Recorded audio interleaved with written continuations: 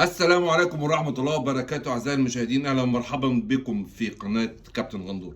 النهاردة طبعا طلعت الصبح بالفيديو مدة 8 دقايق كده، كنت بتكلم على المدير الفني أجنبي ولا مصري بالنسبة لمنتخب مصر، وكان وزير الرياضة طلع واتكلم في إن إحنا منتخب مصر ما ينفعش يكون هو مدرب مصري أو مدير فني مصري. فتقريبا جه قرار سيادي من فوق ان اللي هيمسك منتخب مصر هيكون مصري، وتم الترشيحات واتسربت اخبار ان الكابتن حسام حسن والتيم تبعه او التيم بتاعه يعني هيكون معاه طبعا ابراهيم حسن واحمد الكاس. فانا شايف ان هو اذا كان قرار سيادي فهو قرار شابو ليهم يعني، وان هو كان حسام حسن مطلب جماهيري مش بس من النهارده، من قبل الفتره المدير الفني الفاشل اللي هو راح بالسلامه ده وربنا ريحنا منه. ومن قبل كمان كيروش كان الناس بتتكلم انها عايزه مدير فني يكون مصري يعني. فطبعا دي حاجه كويسه وكلنا فرحانين فيها، بس في نفس الوقت انا شايف ان بعض الجماهير او بعض الاراء اللي هي بتقول ان حسام حسن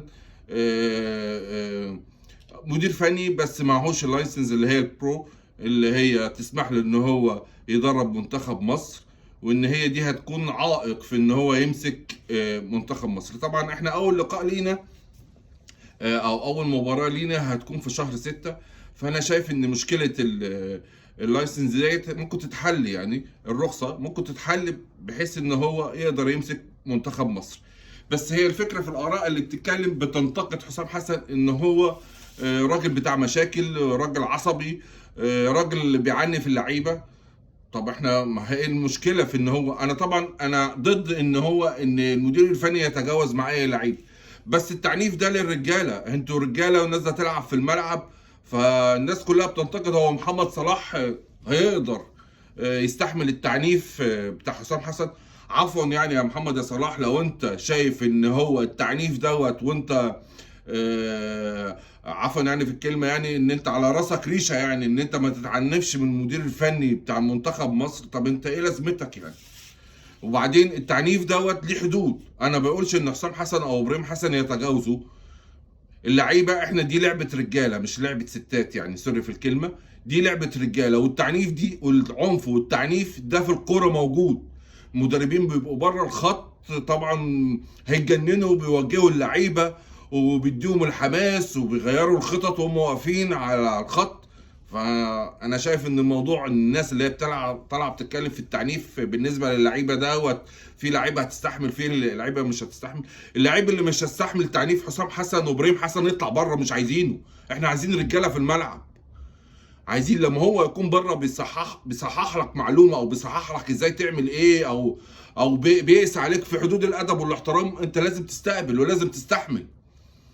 ما عفوا عن الشهرة اللي انت فيها ديت هي اللي عاملاها الجماهير، وهي اللي عملت لك الشهرة دي مصر، فانت لازم تستحمل ولازم يكون عندك فكر في ان الراجل ده بيعنفك في الملعب، مفيش حاجة ما بينك وما بينه. ده بالنسبة للتعنيف اللي بالنسبة حسام حسن وابراهيم حسن، ودي طريقتهم، وانا شايف ان الطريقه دي مش غلط، بس طبعا زي ما احنا قلنا في حدود. رجعوا تاني اتكلموا وقال لك ده مش هيعرف يتعامل مع الاعلام وعمل مشاكل قبل كده كتير وهنرجع 10 15 سنه. انا ضد ان الواحد يتحاسب على اخطائه طول عمره.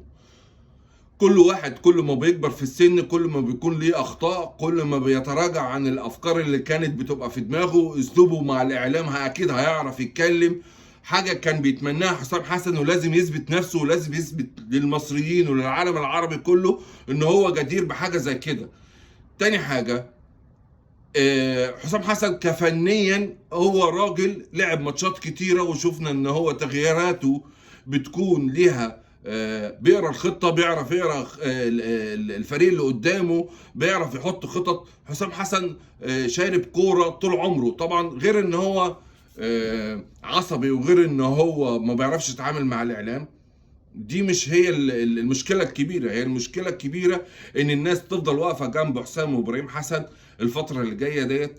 احنا ال10 سنين الاخرى دولت احنا شايفين منتخب مصر بينزل، يعني هو كان في مستوى معين وكانت كل الدول الافريقيه والعربيه بتهاب منتخب مصر. دلوقتي احنا فين في الخريطه؟ احنا فين على الخريطه؟ بالنسبه للمنتخبات، عندك منتخب المغرب. منتخب المغرب جاب مدرب، المدرب كان بيمرن في فريق الوداد اللي اسمه ركراكي دوت، ومسك المنتخب وعمل معاه انجازات.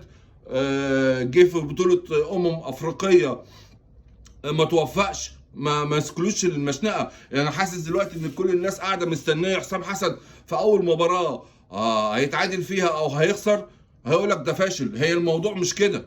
لازم تكون في استراتيجيه. عندك كاس عالم، عندك تصفيات كاس عالم، وعندك كاس افريقيه.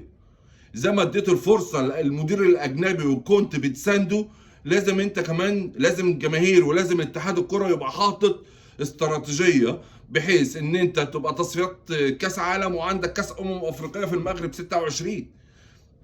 دي اهم نقطه دلوقتي الناس تتكلم فيها. التسريب اللي حصل ان حسام حسن مسك المنتخب، ان شاء الله هيكون الكلام نزل على صفحه الاتحاد الكره المصري وهنتاكد من المعلومه دي. بس هو بين قوسين حسام حسن هو ان شاء الله اللي هيكون ماسك منتخب مصر. في الحاله دي زي ما اعيد الكلام تاني، ان احنا محتاجين ان الجماهير واتحاد الكوره يكونوا خلف حسام حسن.